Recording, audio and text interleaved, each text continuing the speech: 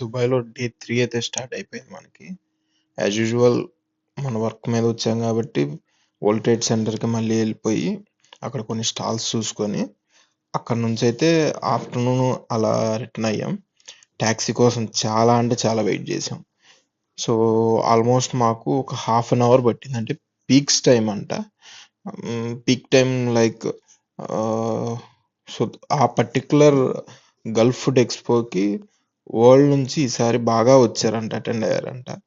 So, taxi దొరకటం మాత్రం అసలు బిగ్గెస్ట్ టాస్క్. రెండోది అసలు నడిచి కాళ్ళు నొప్పులు పుట్టిపోయినాయి.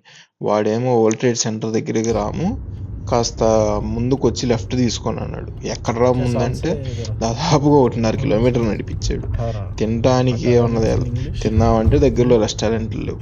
మెక్డొనాల్డ్స్ ఏమో మేమున్న రోడ్డుకి ఆపోజిట్లో ఉంది. ఆ ఆపోజిట్ రోడ్లోకి వెళ్ళాలంటే మేము వెళ్ళి జెబ్రా క్రాసింగ్ ఆర్ మెట్రో నుంచి క్రాస్ అయ్యి వెళ్ళాలి.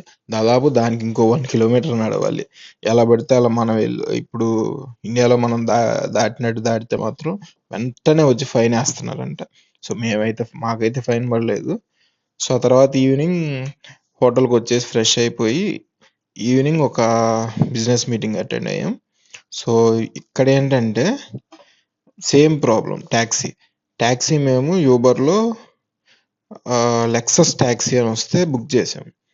వాడింకా సో మాకు మాటలు చెప్తా, దుబాయ్ గురించి చెప్తా, వాడు పాకిస్తాన్ గురించి చెప్తా, మేము వెళ్ళాల్సిన డెస్టినేషన్ తిప్పి తీసుకెళ్ళిపోయాడు.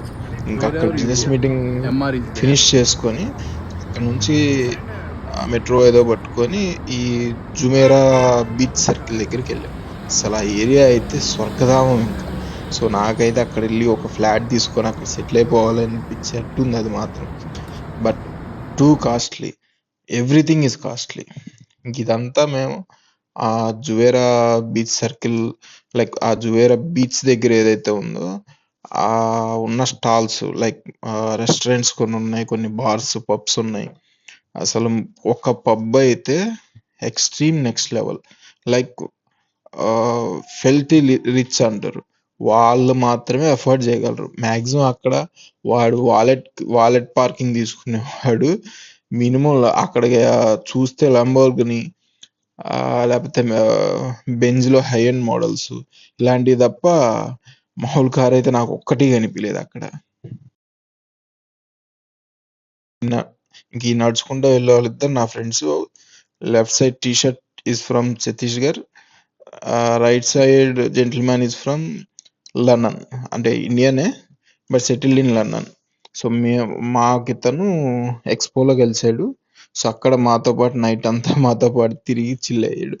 సో ఫస్ట్ అయితే ముందేమన్నా తిందామని, అదిగో అసలు ఆ కార్లు చూసారా, మైండ్ పోయింది. లిటరల్గా కాసేపు ఆగి చూసాం ఆ కార్ని, ఫోటోలు దిగుతున్నారు జనాలు. ఈ పబ్బే నేను చెప్పింది, ఎఫర్ట్ చేయలేమేమో అనిపించేంతలా ఉంది మనం. ఇంకా అక్కడ నుంచి బయలుదేరిపోయి సో మనమైతే భోజనం చేయడానికి అయితే వెళ్ళిపోతున్నాం. ఈ సూట్ వేసుకున్న అతను రాకేష్ అగర్వాల్ ఫ్రమ్ లండన్. అతను బాలీవుడ్ లో చిన్న క్యారెక్టర్స్ చేస్తుంటాడు.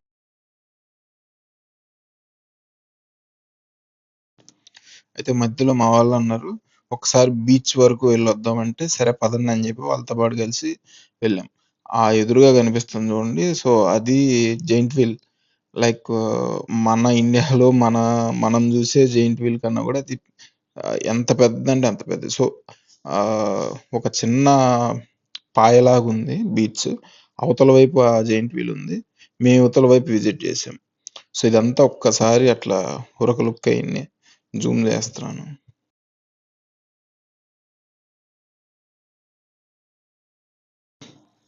అలా నడుచుకుంటా బీచ్కి అయితే వచ్చేసాం.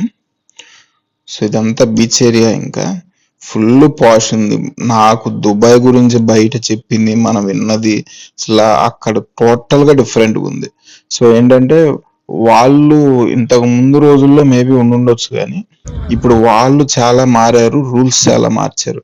So they are like user friendly లాగా ఉన్నారు ఒక రకంగా చెప్పాలంటే. ఈ ఈ పర్టికులర్ ఏరియా మాత్రం పిచ్చెక్కిచ్చేసింది. ఆ అపార్ట్మెంట్స్